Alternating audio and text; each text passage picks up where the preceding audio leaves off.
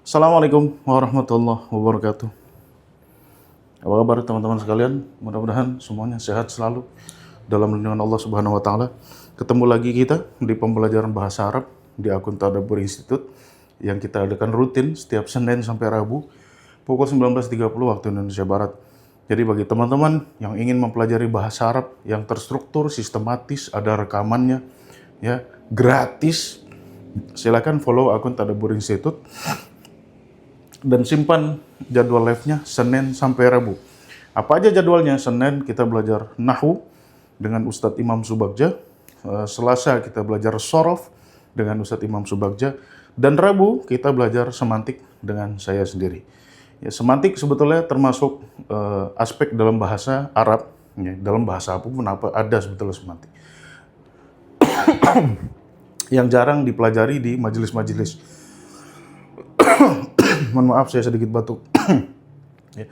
Untuk itu, saya rasa penting bagi umat Islam untuk mempelajari semantik, ya, agar dapat memaknai setiap kata dalam Al-Quran sesuai dengan kaidah bahasa Arab. Ya. Kenapa harus sesuai dengan kaidah bahasa Arab? Karena itu sudah perintah Tuhan. Ya. Salah nggak sih kita sebagai umat Islam selalu kembali kepada Al-Quran?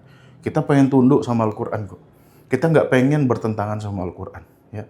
Itu yang kami ajarkan di Tadabbur Institute. Dan itulah perintah Tuhan sebetulnya. Di surat Al-Hajj ayat 54. وَلِيَعْلَمَ الَّذِينَ أُوتُوا الْعِلْمَ أَنَّهُ الْحَقُّ مِنْ رَبِّكَ فَيُؤْمِنُوا بِهِ فَتُخْبِتَ لَهُ قُلُوبُهُمْ. Hei orang-orang yang beriman tuh, agar kau ketahui bahwasanya Al-Quran itu hak, kebenaran absolut, mutlak. Ya, maka berimanlah kepadanya dan tundukkan kalbu kita pada Al-Quran. Ya. Oleh sebab itu, ketika Allah mengatakan Inna auhayna ilaika Qur'anan Arabian, kami menurunkan Quran kepadamu, ya, yang mana berbahasa Arab. Ya, telusurilah setiap makna, ya, baik makna huruf, makna kata, makna kalimat dalam Al-Quran sesuai dengan kaidah bahasa Arab. Ya, salah satu kaidah bahasa Arab adalah semantik. Bagaimana kita memformulasikan makna yang tepat atau menentukan lebih tepatnya, ya, makna yang tepat bagi suatu kata atau suatu kalimat ini apa. Sehingga kita mendapatkan pesan yang Allah titipkan, ya, melalui Nabi Muhammad yang ada di dalam teks Al-Quran dengan tepat. Itulah pentingnya kita belajar semantik. Oke, di pertemuan kemarin yang pertama kita sudah belajar tentang kata al-ummi yang selama ini selalu kita maknai artinya buta huruf. Ternyata bukan itu maknanya, ya, baik dari sisi bahasa, ya, dari sisi semantik bahasa ataupun semantik internal Al-Quran itu sendiri. Ternyata kita tahu bahwasanya ummi itu maknanya adalah, ya, non ahli kitab, mereka yang tidak mempunyai akses kepada Alkitab, seperti itu, ya. Nah, malam hari ini masih berkaitan dengan Nabi juga, ya. Kita akan membedah makna kata salawat, ya. Benarkah salawat artinya doa? Oke. Nah, sebelum kita mulai kajian pada malam hari ini, saya gambarkan dulu bagaimana pemahaman umum umat Islam, ya, terhadap salawat. Oke. Bagaimana pemahaman umum, ya, agar kita dapat memaknai salawat ini dengan tepat. Oke. Sebetulnya kata-kata salawat yang selalu kita tujukan kepada Nabi itu, ya, itu bermula dari ayat surat Al-Ahzab ayat 56, ya, di mana Allah mengatakan Innallah wa malaikatuhu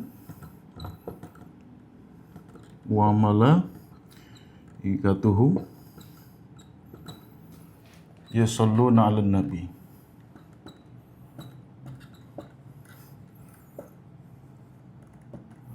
Yusalluna 'alan nabi. Ya ayyuhalladzina amanu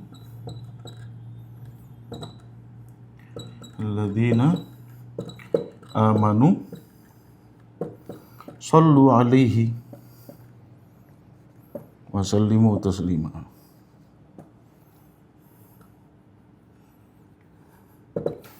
Oke, wasallimu taslimanya kita hapus saja dulu, ya. Biar pas dua baris. Oke, inilah surat Al-Ahzab yang menjadi basis perintah untuk bersalawat kepada Nabi. Malaikatahu yusalluna 'alan nabi. Ya ayyuhalladzina amanu sallu alaihi. Ini adanya di surat Al-Ahzab ayat 56. Koreksi kalau saya salah ya. Surat Al-Ahzab ayat 56. Oke. Nah, kalau teman-teman buka Quran terjemahan, ya silakan teman-teman boleh buka Quran terjemahan, silakan. Siapa tahu apa yang saya katakan ini salah gitu ya. Oke. Kalau di Quran terjemahan, ya di sini kita lihat ya. Pertama kita lihat dulu skema ayatnya ya. Di sini ada dua pelaku, Allah dan para malaikatnya, ya. Yusallun. Yusallun di sini kita artikan berselawat. Oke, kepada Nabi. Jadi Nabi di sini objeknya. Nah, setelah itu, ya, jadi dari kalimat awal Allah membuat statement bahwasannya Allah dan para malaikatnya yusallun berselawat kepada Nabi. Ya ayyuhalladzina amanu, setelah itu Allah memerintahkan orang-orang yang beriman sallu alaihi. Ya. Kita diperintahkan untuk melakukan hal yang sama. Ya, untuk sholawat juga kepada Nabi. Ya, karena di sini yusallun dengan sallu sama. Bedanya yusallun sighahnya adalah fi'lun mudhari, sedangkan kata sallu adalah fi'lul amr, ya, lil jamaah, ya, untuk jama', kan? Sallu seperti itu. Nah, kalau teman-teman buka Quran terjemahan versi Kemenak, oke, silakan buka. Alright. Di sini kan kita melihat ada 3 pelaku yang melakukan kata sholawat. Yang pertama adalah Allah, ya, di sini. Yang kedua adalah malaikat, ya, di sini. Dan yang ketiga adalah orang-orang yang beriman yang diperintahkan Allah juga untuk bersalawat. Saya singkat jadi mukmin aja ya. Oke. Di sini ada 3 pelaku dari kata-kata salawat. Oke. Nah, dalam Quran versi terjemahan, ya, Allah, ya, bentuk salawat dari Allah adalah memberikan rahmat. Memberikan rahmat. Ya, ingat keywordnya rahmatun. Ya, memberikan rahmat. Oke? Itu bentuk sholawatnya dari Allah. Kemudian bentuk sholawatnya dari malaikat adalah memohon ampunan.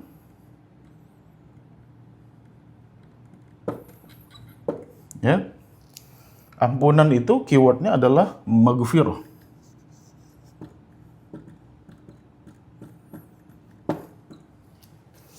Oke, sedangkan mukminun atau orang-orang yang beriman, bentuk sholawatnya adalah mendoakan. Mendoakan keywordnya adalah du'aun. Oke, perhatikan sini ya teman-teman ya. Nah, perhatikan di 3 kosakata ini. Oke. Ini versi Kemenak ya. Nah, mudah-mudahan benar yang saya katakan ya. Oke. Dari Allah, bersalawat artinya memberikan rahmat. Nah, rahmat sendiri sebetulnya dalam bahasa Arab, ya rahmatun, dari kata rahima. Ya, jadi ada kata tersendiri yang mewakili memberikan rahmat, yaitu rahmatun atau rahima. Yang kedua, dari malaikat adalah memohon ampunan. Ya, atau sebetulnya kurang tepat kita katakan maghfirah. Istighfar. Karena ada kata-kata memohon di situ ya. Istighfar.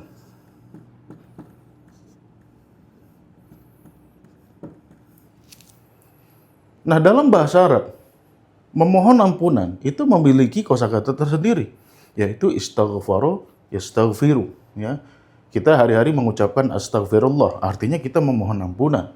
Oke, bukan sholawat. Oke. Kemudian yang terakhir adalah bagi umat mukmin bagaimana bersolatnya, mendoakan. Ya, atau dalam bahasa Arabnya doa. Oke. Nah, teman-teman, dari sini ya kita melihat kekacauan semantik. Ya, kenapa?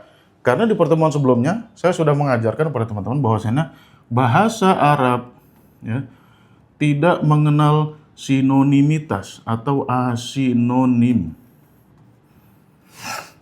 Oke? Nah, ketika Kemenak membuat makna atau menentukan makna dari kata solawat, ya which is sama-sama aja, ya katanya solawat, solawat. Nah, sesuai dengan pelakunya dia beda-bedakan, sebetulnya keliru. Kenapa? Karena bahasa Arab tidak mengenal sinonim. Ya. Memberikan rahmat, ya udah, bahasa Arab itu rahimah yarhamu, bukan yusolli, seperti itu. Ya. Mohon ampunan, itu bahasa Arabnya istaghfaru yastaghfiru, ya. Atau ghafaru yaghfiru, seperti Nabi Ibrahim minta ampun untuk ayahnya. Waghfir li abi innahu kana minadh dhalin. Itu. Ya. Menyamakan sholawat dengan istighfar, fatal, salah. Ya. Kesalahan semantik. Kemudian yang ketiga, makna kepada umat mukmin yang diperintahkan untuk bersalat kepada Nabi, dimaknai mendoakan. Ini pun salah, ya. Karena doa tidak pernah bermakna yusolli. Oke? Doa pun di live saya sudah pernah saya bahas. Doa itu artinya manggil. Ya. Nah, disinilah kesalahan, ya, kesalahan Kemenak dalam memaknai kata sholawat. Sehingga umat Islam, ya, tidak mampu memaknai kata sholawat. Ya. Sholawat diartikan lain, ya, untuk Allah memberi rahmat, untuk malaikat istighfar, untuk mukmin artinya mendoakan. Artinya rancu. Sehingga, ya, ini boleh screenshot dulu ya. Sehingga saya akan breakdown lagi dari sini. Oke, silakan screenshot dulu 3 detik. 1, 2, 3, ya. Sehingga, ya, kita fokus ke sini. Ya. Mukmin artinya mendoakan. Sehingga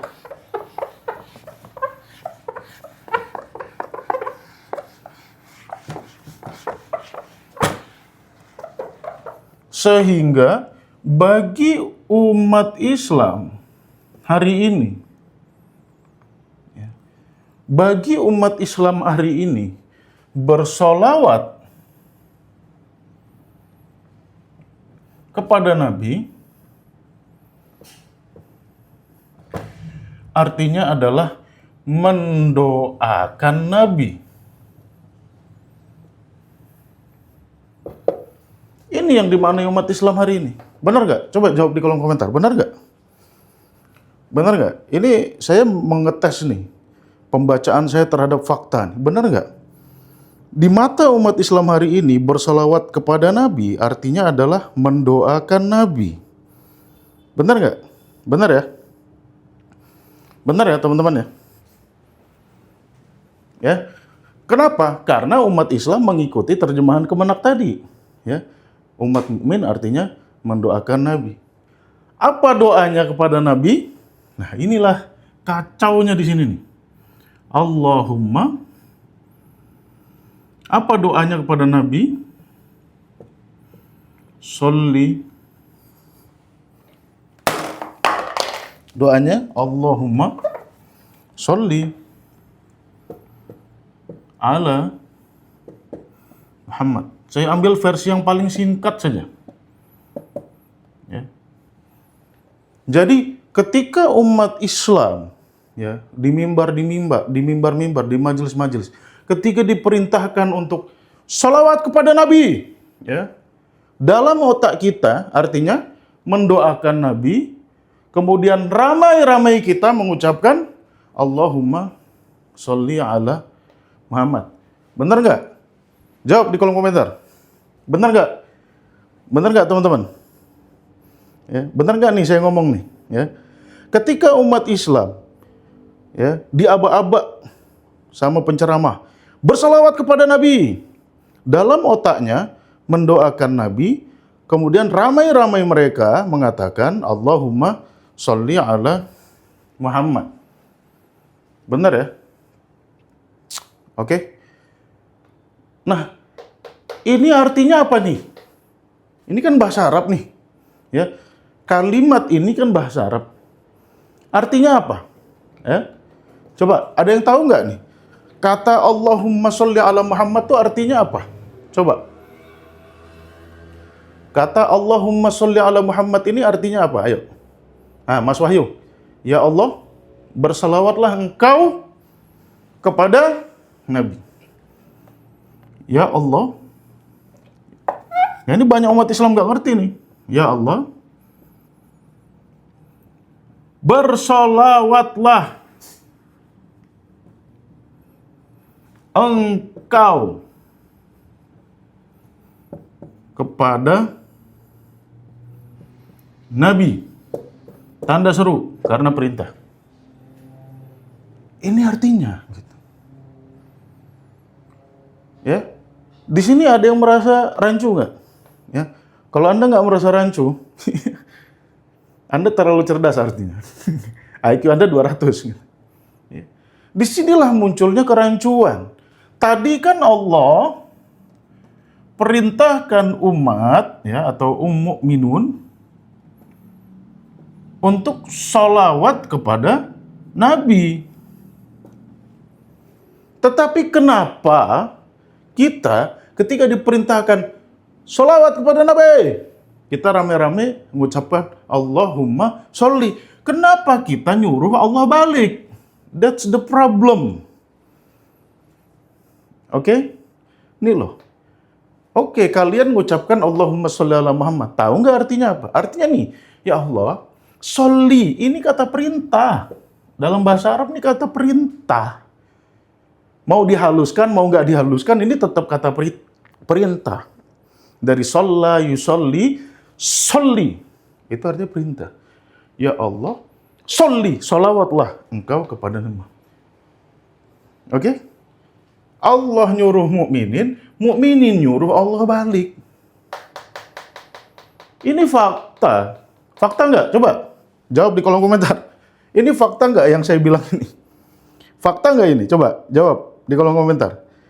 Fakta nggak ini yang saya katakan nih? Bukan nyuruh itu. Lah sholli ini perintah nyuruh. Anda mau ngomong apa? Anda nggak bisa ngelak. Ya. Anda mau memperhalus. Ini bukan nyuruh. Ini bukan merintah. Mau perhalus Anda sebagaimanapun Anda memperhalus itu. Kata-kata sholli itu fi'il amr dari kata sholla, ya, yusolli. Itu pun kalau Anda ngerti bahasa Arab. Ya. Sholla, yusolli. Ya. Fi'il amrnya sholli. Tuh. Kata perintah. Fi'il amr itu artinya kata perintah. Ya. Ini kalau Anda ngerti bahasa Arab. Kalau Anda nggak ngerti bahasa Arab, mending diam aja. Ya. Sholla, yusolli, sholli. Artinya, ya Allah, sholawatlah engkau kepada Nabi Muhammad. Oke. Nah, jadi disinilah terjadi kerancuan. Oke. Allah nyuruh orang-orang beriman sholawat kepada Nabi karena Allah sudah melakukannya. Orang yang beriman malah nyuruh Allah balik. Ini nyuruh Allah balik. Ya. Anda yang ngerti bahasa Arab jangan pura-pura bodoh. Ini tuh artinya nyuruh Allah balik. Ya. Saya ngerti bahasa Arab, Pak. Bu, saya udah belajar sampai ke kemana-mana lah saya belajar. Ini tuh sangat jelas. Ini nggak perlu orang pintar yang mengartikan ini. Ya Allah bersalawatlah kepada Nabi. Ya, disinilah. Ya, what? Jadi yang kita lakukan selama ini hanyalah paradoks. Allah nyuruh mukmin, kita nyuruh Allah balik. Allah nyuruh kita nyuruh Allah balik. Ini yang kita lakukan. Itu kalau Anda mau sadar ya. Kalau Anda nggak mau sadar, dah scroll. Ya. Ini saya berusaha menyadarkan Anda nih, oke? Jadi yang Anda lakukan itu paradoks. Jadi memaknai sholawat artinya doa, salah. Secara semantik salah, ya.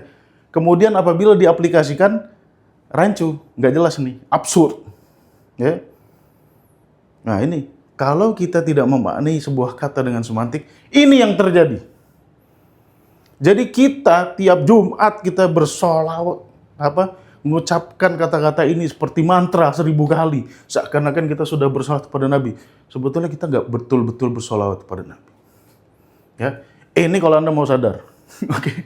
Nah, ini saya membara nih, soalnya di sini kita bakar-bakaran. Silakan screenshot teman-teman ya. Silakan di screenshot. Ya. Ini saya nggak ada ngarang-ngarang ya, teman-teman ya. Yang ngerti bahasa Arab saya nggak ada ngarang-ngarang ini ya. Oke. Silakan teman-teman di screenshot 3 detik. Saya minum dulu. Oke, saya hapus ya.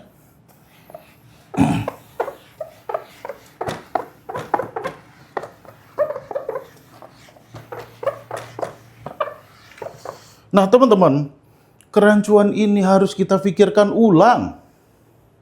Jangan silent treatment. Oke, berbekal apa? Berbekal tadi di awal kita katakan, inna anzalnahu Qur'anan Arabiyyan, inna auhayna ilaika Qur'anan Arabiyyan. Quran ini berbahasa Arab. Maka temukanlah maknanya, ya, wahai hamba-hambaku, saya impersonate dari Allah ya. Temukanlah maknanya dengan semantik bahasa Arab. Oke? Seperti itu ya. Nah, jadi kerancuan tadi sebabnya itu ya. Kerancuan kita bersalawat itu sebabnya itu tadi ya. Kesalahan kita, kekeliruan kita dari memaknai kata salawat. Dengan segala hormat kepada para penerjemah-penerjemah terdahulu ya. Saya hormat. Oke? Bukan saya merendahkan mereka, enggak, saya hormat. Tapi dalam tradisi akademis ya kita kritik aja gitu. Sebodoh gitu. Oke. Teman-teman ingat ya, keywordnya tadi di surat Al-Ahzab-nya. Dari kata yusalluna dengan kata sallu. Sekarang kita cari dulu akar katanya apa dari kedua kata-kata ini. Oke. Kata yusallun ini menunjukkan bahwasannya pelakunya jamak, lebih dari satu. Ya. Oleh sebab itu, ya, kata yusallun ini kalau kita ubah jadi tunggal, bentuknya seperti ini. Yusalli. Oke? Yusalli, fi'lun madinnya adalah shalla. Ya, kemudian ada tambahan tasdid di sini, kita lepaskan lagi ya menjadi sholat. Ya. Oh, berubah ya-nya jadi alif. Ya memang suka begitu bahasa Arab. Harful illah itu berubah-berubah biasa. Oke. Nah, sholat di sini vokal dasarnya adalah shod, lam, ya. Ya, atau shod, lam, waw. Ini interchangeable.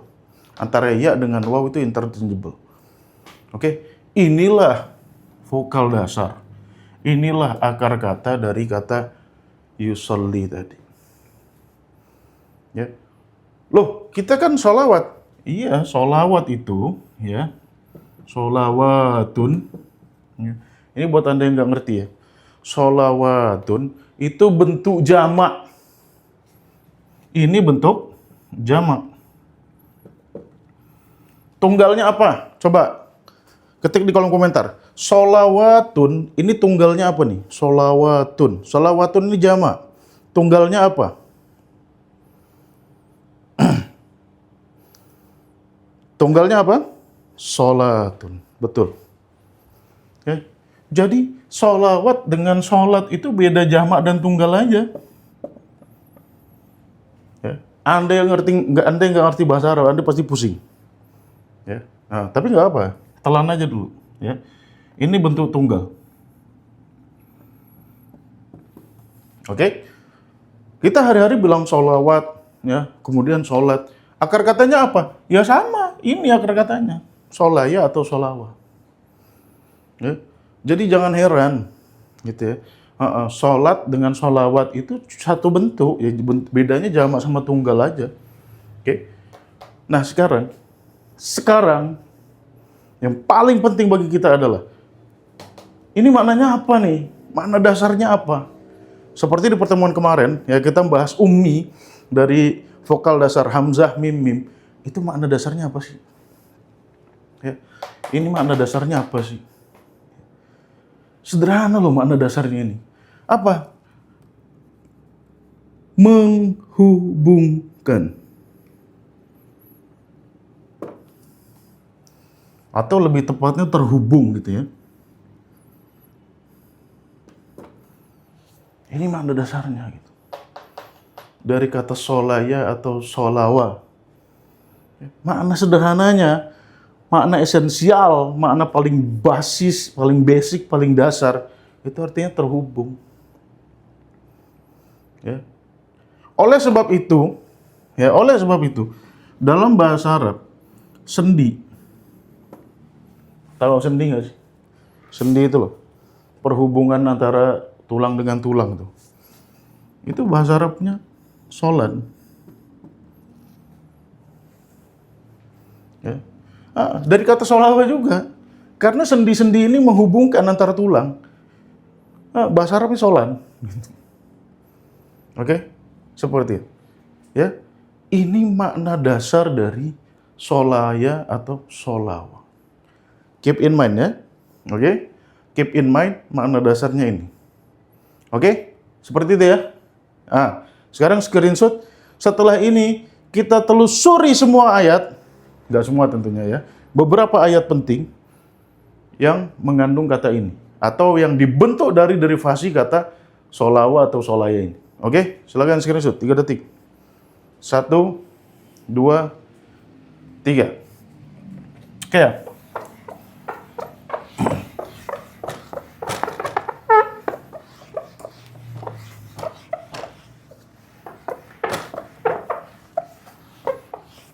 Oke. Yang teman-teman harus keep in mind adalah ya, solawa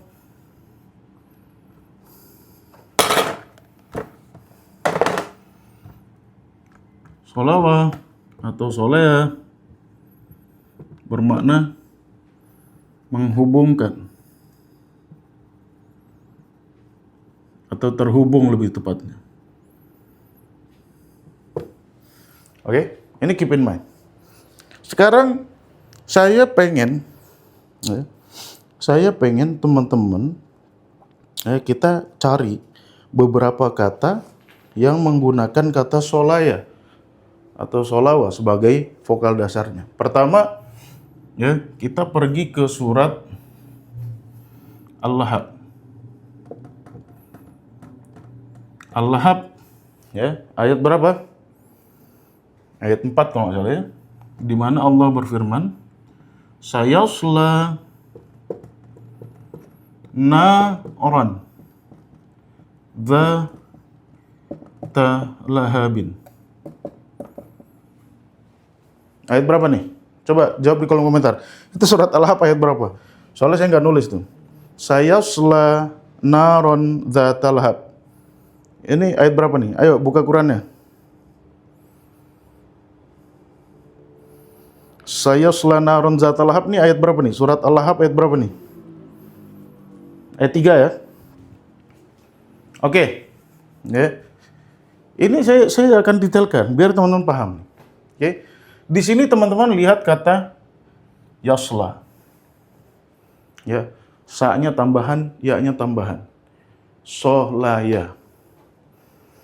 Dimaknai di Quran terjemah artinya masuk. Ya.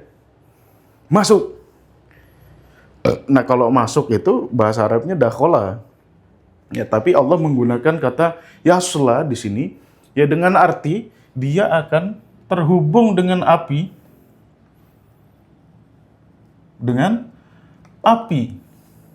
Ya, atau tersentuh dengan api lah, kita bisa maknai begitu. Tapi intinya ya ada persentuhan si Abu Lahab tadi dengan api. Oleh sebab itu digunakan kata yasla di sini. Oke? Nah, ini satu di surat Al-Lahab ayat 3. Yang kedua, kita akan melihat fiil yang sama di surat Al-A'la. Ya, Al-A'la. Ya. Alladzi yasla an-naro al-kubra.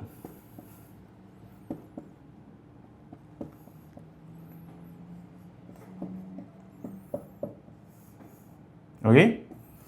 Alladzi yasla an-naro al-kubra. Yaitu orang yang akan terhubung atau dimasukkan ke dalam api yang sangat besar. An-nar di sini adalah objeknya, ya. Oleh sebab itu dia mansub. Oke, lagi-lagi kita melihat vokal dasar yang sama, solaya, ya. Oke, artinya apa? Sama-sama aja, oke, seperti itu. Yang ketiga, ya. Kalau kita buka surat Al-Mutaffifin.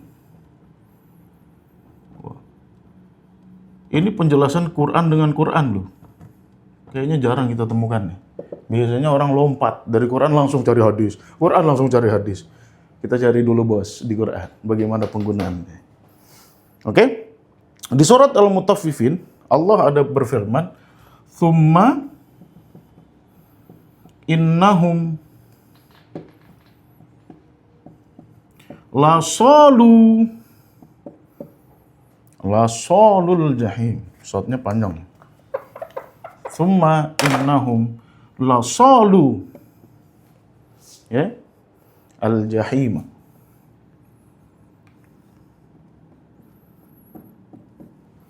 Teman-teman perhatikan kata solu di sini.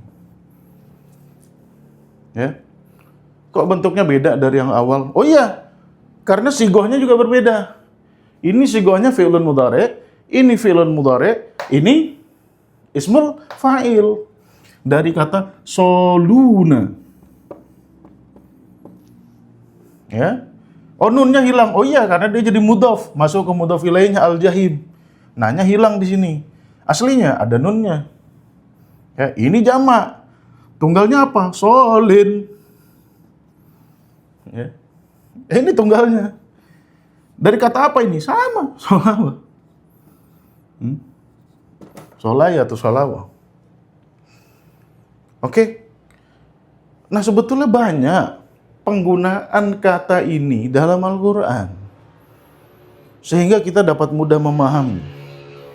Oke? Nah, ini kan urusannya sama neraka semua nih. Ya. Urusannya sama neraka semua. Bahwasannya orang-orang yang ditentukan ini, orang-orang tertentu ini akan mengakses atau terhubung kepada api. Ya, dengan cara dimasukkan ke apa ke.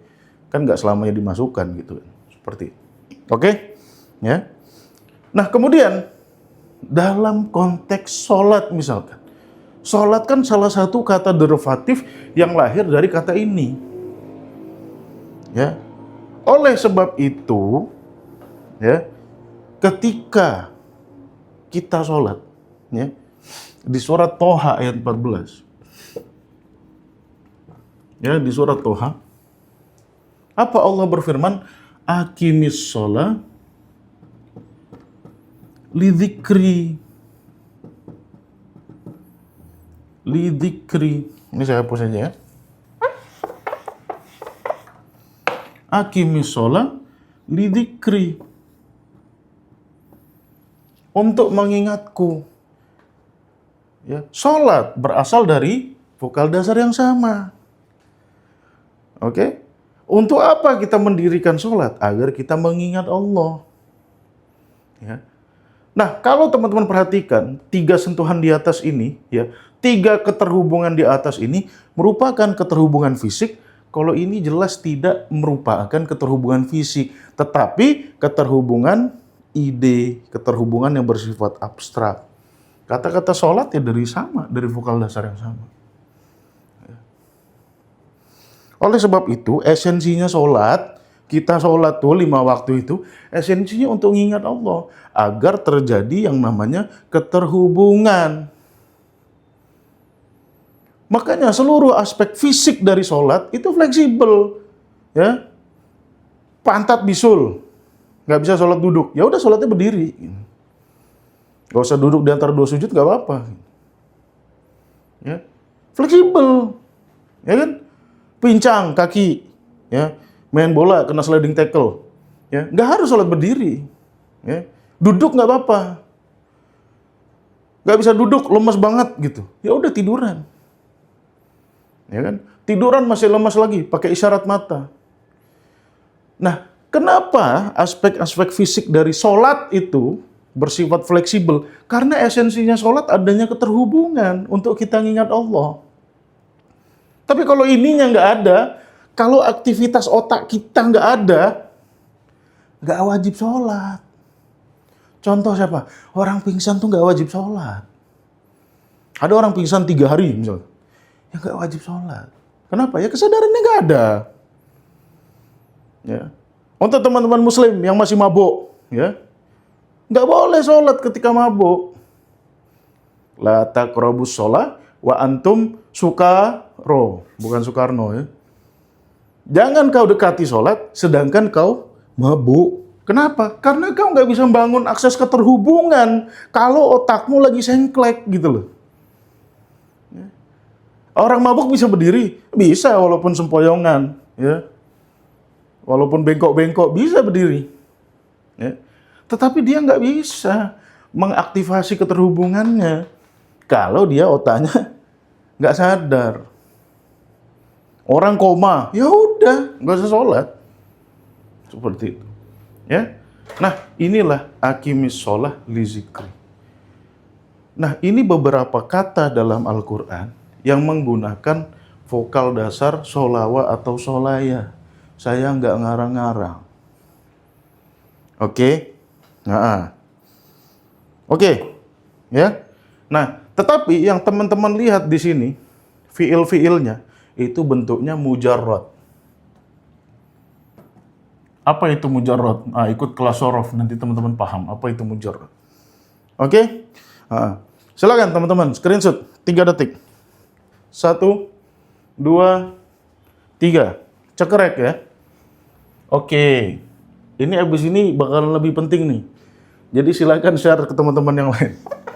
Ini baru kata-kata dasar nih. Abis ini kita bedah satu-satu nih. Beberapa kesalahpahaman kita dalam memaknai ayat karena kita lalai terhadap aspek semantik.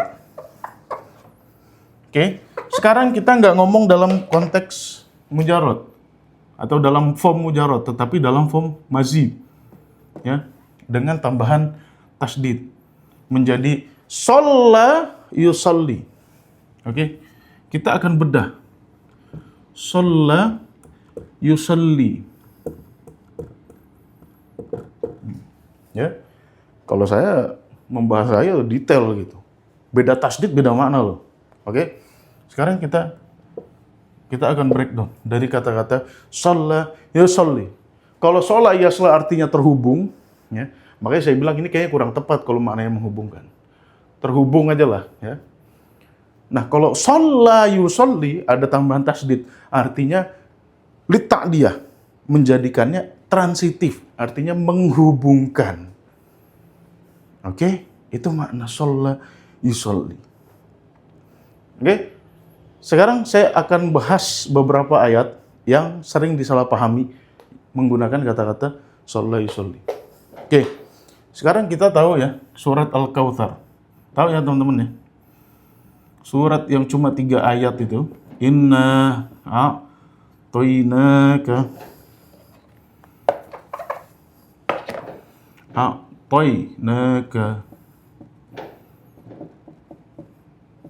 Al-Kautsar.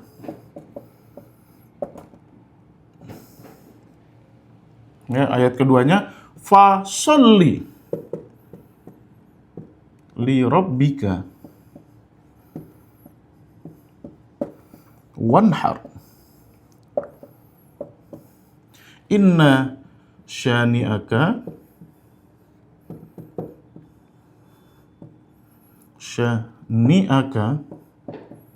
huwal abtar.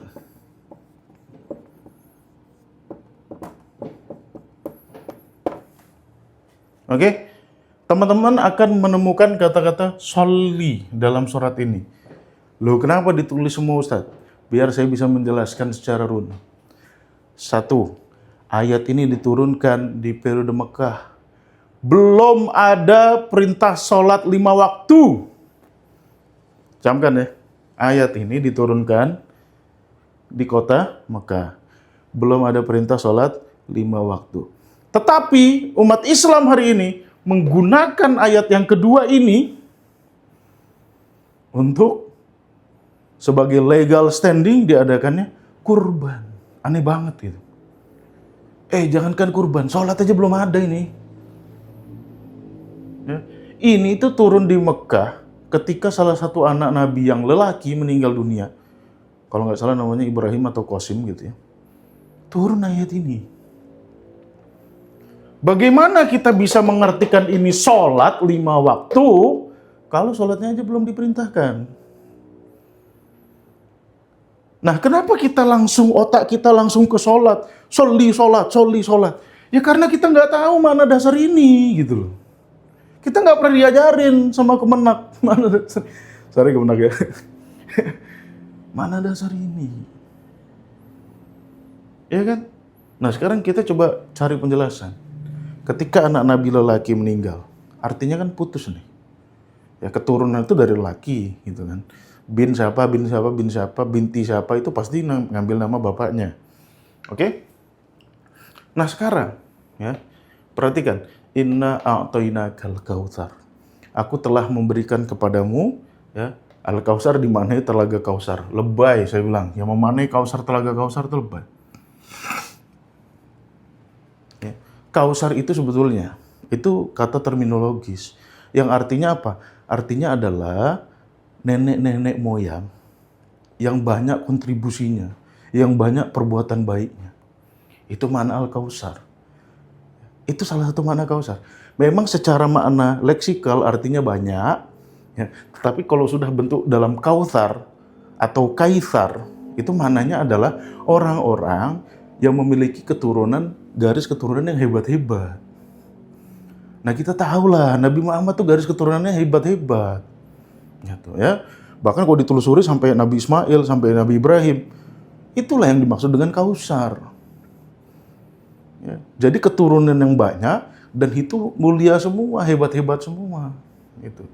Ya kan? Ini makna Al-Kausar. Jadi jangan kau sedih ibaratnya setelah anakmu meninggal karena keturunanmu udah hebat-hebat gitu loh. Ya. Oleh sebab itu, ya, ini kan Nabi posisinya melo nih. Gara-gara anaknya meninggal, dihina-hina, diledekin sama orang yang nggak suka sama Nabi. Muhammad abtar, Muhammad abtar. Muhammad putus, Muhammad putus. Kenapa? Anak laki-laki satu-satunya meninggal. Ya, yang ketika itu ya, anak laki-laki ada beberapa tapi memang meninggal semua.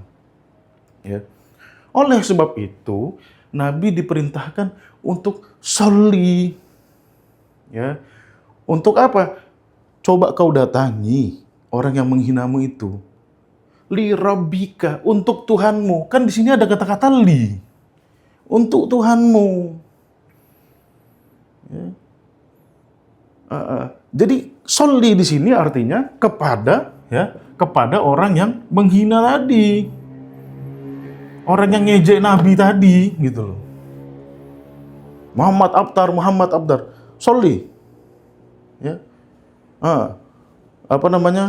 Sambangi orang itu. Ya, dalam arti menghubungkan tadi. Ya. Wanhar itu artinya face to face. Orang ketemu orang. Ya. Wanhar, datangi dia.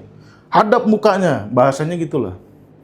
Jangan kau ragu-ragu, sudah datang tapi kamu itu. Jangan gitu, hadapi orangnya. Gitu. Ya. Karena dia sudah berani menghina Rasulullah. Jadi Nabi Muhammad disuruh datangin orang yang menghina dan disuruh face to face. Jangan cuma lewat gini, kamu gitu. Jangan, pandang orangnya. Ya. Apa pesan dari Allah? Inna syani'aka huwal abtar. Nasibmu tuh yang abtar. Gitu. Nah, kita memaknai sholli di sini langsung artinya sholat. Ya keliru. Nggak ada kaitannya sama ayat. Nggak ada kaitannya sama konteksnya juga. Ya, ini satu penjelasan. Kalau teman-teman cari dalil kurban, buka di surat Al-Hajj, itu lengkap. Ya. Di surat Al-Hajj. Ya. Kapan kita ngadakan kurban? Ya pas bulan haji. Ya makanya ada di surat Al-Hajj itu ayatnya. Bukan fasholli li rabbika wanhar, kagak nyambung. Oke? Nah, ini ayat sesuai bahasa, sesuai konteks. Waras, logis ya. Oke? Seperti itu. Alright. Nah, ini sholli yang pertama. Dari kata sholli artinya disuruh datangi. Oke? Nah, sekarang ya, ini surat yang pertama, surat Al-Kautsar. Ya, pasti teman-teman di sini banyak yang keliru memahami surat ini. Sekarang surat yang kedua yang orang pahami salah lagi. Yang mengandung kata sholli. Nanti di akhir kita akan kita bahas sholawat kepada Nabi itu apa. Oke? Apa suratnya? Surat Al-Ma'un. Kita salah memahami ya, fawailul lil musallin. Ini saya tegas-tegasan aja, biar teman-teman kita yang awam ngertinya tuh langsung klek klek klek klek gitu. Ya, fawailul lil musallin. Siapa yang sering dengar ya ayat ini dibacakan untuk ngancam orang-orang yang masih sholat, hei hati-hati sholatmu. Ya, orang yang sholat saja masih celaka. Benar apa enggak? Coba jawab teman-teman di kolom komentar. Fawailul lil musallin. Diartikan ustadz-ustadz, celakalah orang-orang yang sholat. Bener nggak? Ayo. Bener nggak? Bener ya? Nah, coba jawab yang banyak. Bener nggak? Fawailul lil musallin diartikan celakalah orang-orang yang sholat. Bener nggak?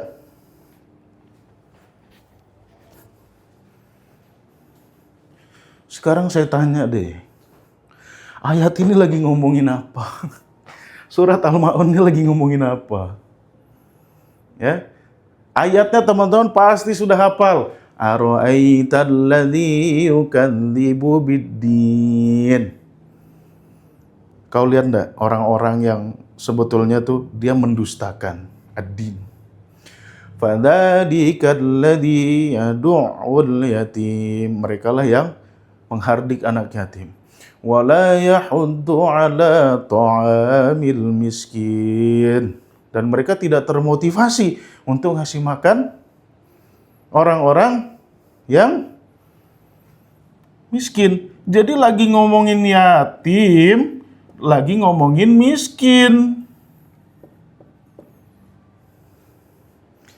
Orang-orang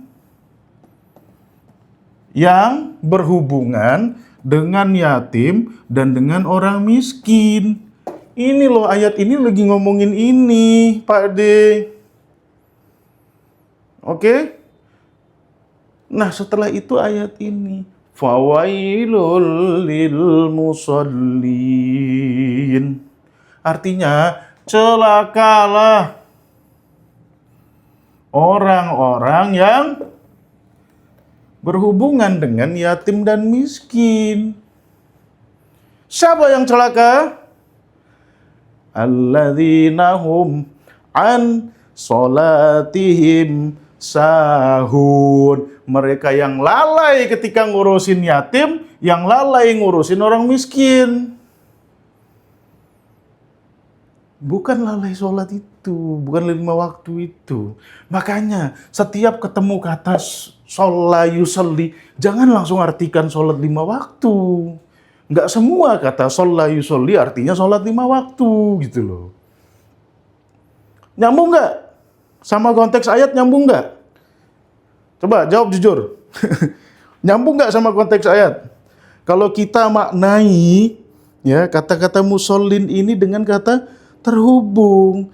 Celakalah orang-orang yang berhubungan dengan yatim dan miskin, tetapi mereka lalai. Nyambung nggak? Nyambung. Walladzina hum yura'un. Ya, ada juga yang terhubung dengan yatim dan miskin, tetapi cuma pengen dilihat. Bukan orang sholat pengen dilihat. Ya. Ini nih orang-orang yang yatim, ngasih miskin tapi pengen dilihat, ya, lagi bencana bawa-bawa beras gitu loh. Ya. Itu termasuk alladzina hum yuraun, pencitraan gitu. Nyambung nggak? Coba jawab di kolom komentar. Nyambung nggak ayat-ayatnya? Nyambung nggak ini? Pencitraan ini. Jangan ngomongin orang ya. Jangan sebut merek loh. Nyambung nggak? Nyambung ya. Wa yamna'unal ma'un. Dan mereka yang cuma ngasih barang yang udah jelek. Ngasih barang, ayo baju kita donasikan buat korban Aceh Tamiang. Ya, kasih bajunya udah belel, yang udah jelek, yang udah bolong-bolong, ya janganlah. Ya. Nah, Ayat ini dapat kita pahami dengan koheren, komprehensif, logis. Kalau kita kembali ke semantiknya, jangan langsung dimaknai sholat 5 waktu gitu loh. Ya, ini di mimbar-mimbar, celakalah Anda yang masih sholat. Loh, kok masih sholat celaka? Bukan sholat itu. Sholat ini nih sama yatim sama fakir miskin. Alladzina hum an sholatihim sahun. Yang lalai. Ya.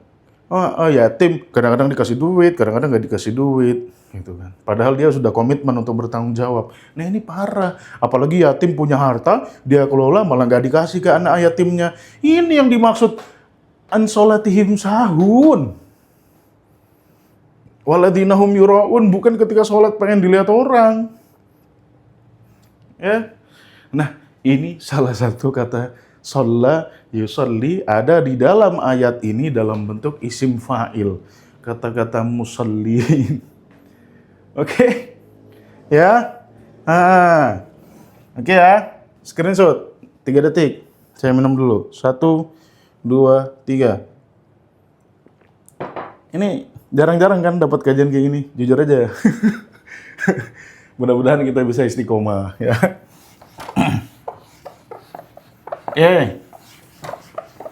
Ada lagi, satu lagi. Ya, satu lagi. Ayat tentang zakat at-taubah.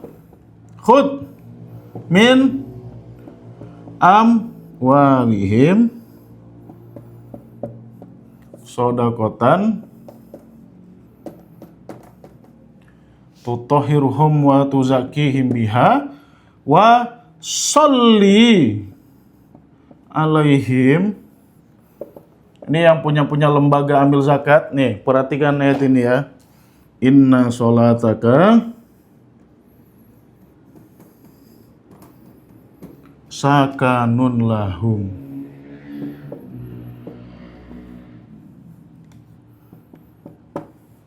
Oke? Khud min amwalihim. Ambillah sebagian dari harta mereka sebagai sodako, tutahhiruhum wa tuzakihim biha wa sholli alaihim.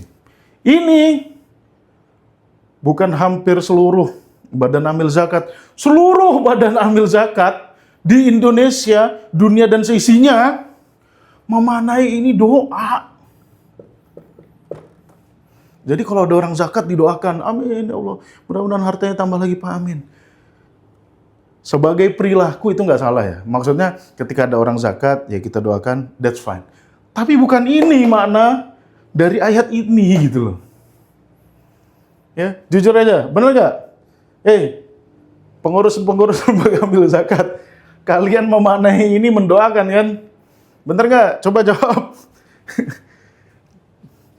Coba jawab teman-teman, bener apa enggak? Bener ya?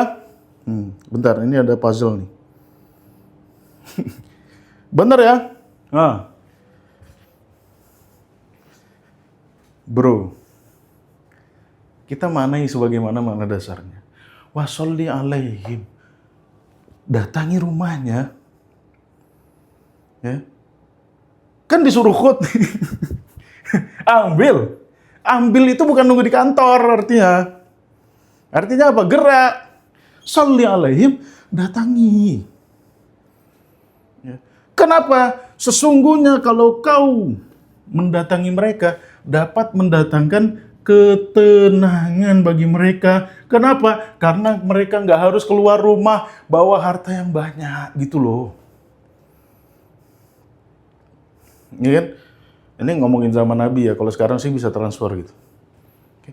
Kalau dulu orang punya emas batangan, mau pergi zakat, kantor zakat jauh, dibawa emas itu keluar dari rumah, apa nggak diincar maling gitu?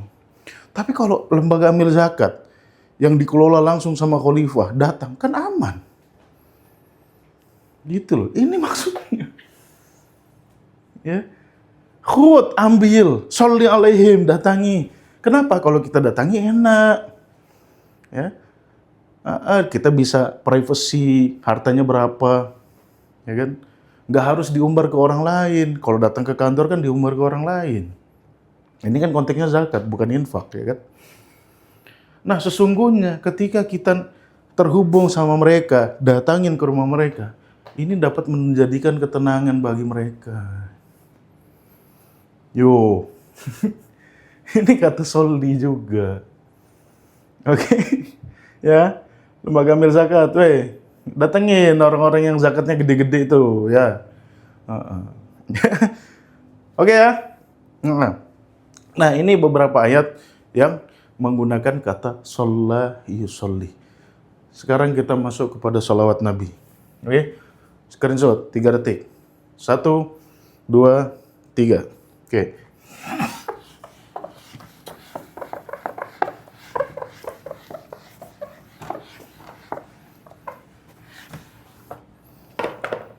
Ya. Sekarang, sebelum kita membahas surat Al-Ahzab ayat 56, buka dulu Al-Ahzab ayat 43. Ya. Buka dulu Al-Ahzab ayat 43. Silakan. Buka dulu surat Al-Ahzab ayat 43.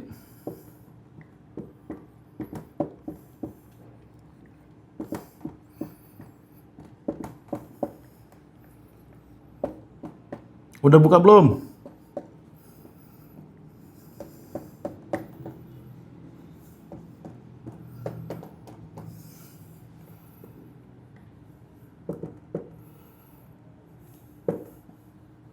Udah ya?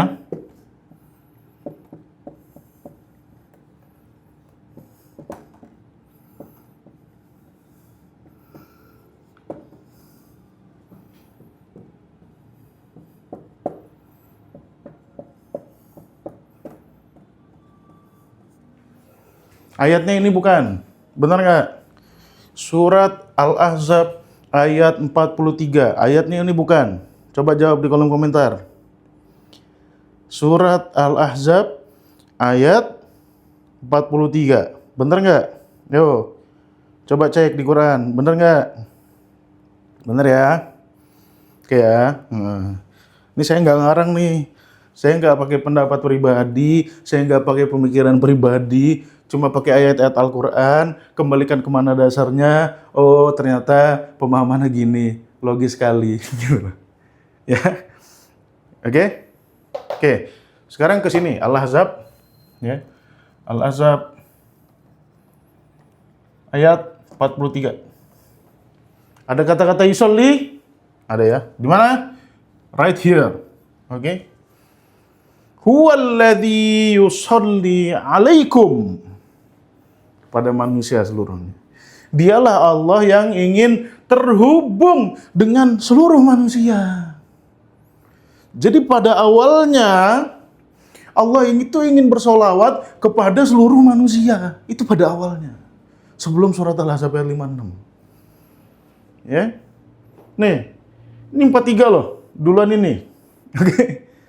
Huwallazi yusolli alaikum. Bukan kepada Nabi dulu. Kepada seluruh manusia. Allah pengen terhubung kepada seluruh manusia. Ya. Wa malaikatuhu, dan juga para malaikatnya. Ya, ini kita sudah artikan aja pakai yang ini.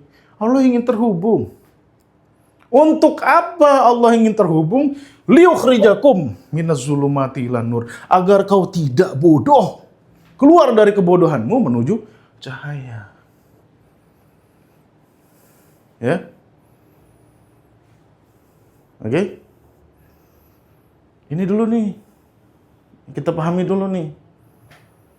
Jadi sholawat itu bukan spesialitas Nabi, enggak. Allah pengen bersolawat kepada seluruh manusia. Dalam arti Allah pengen terhubung kepada seluruh manusia. Biar apa? Biar pinter, biar keluar dari jahiliyah. Ya. Makanya oleh sebab itu, ya, dibangunlah keterhubungan antara Allah dengan manusia, ya, keterhubungan Allah dengan manusia, ya, manusia, ya. Allah pengen terhubung dengan manusia, dibangunlah keterhubungan Allah dengan manusia melalui perantara Nabi. Ya, oleh sebab itu di surat Al-Ahzab ayat 56 Allah mengatakan hal yang nadanya serupa. Innallah wa malaikatahu yushollun ala nabi. Yang sebetulnya Allah pengen terkoneksi kepada seluruh manusia, tetapi keterhubungan ini tidak dibangun langsung, tetapi melalui perantara nabi. Gitu. Oleh sebab itu, orang-orang yang percaya sama firman Allah ya, diperintahkan untuk terhubung dengan nabi. Sederhana kok. Ya. Sederhana banget kan maknanya gitu. Nah, di sini inilah maknanya yang logis, yang koheren. Lihat pertimbangannya tuh. Di surat Al-Ahzab ayat 43, Allah ingin bersolawat kepada seluruh manusia. Akan tetapi solawat ini tidak dibangun langsung. Akan tetapi melalui nabi.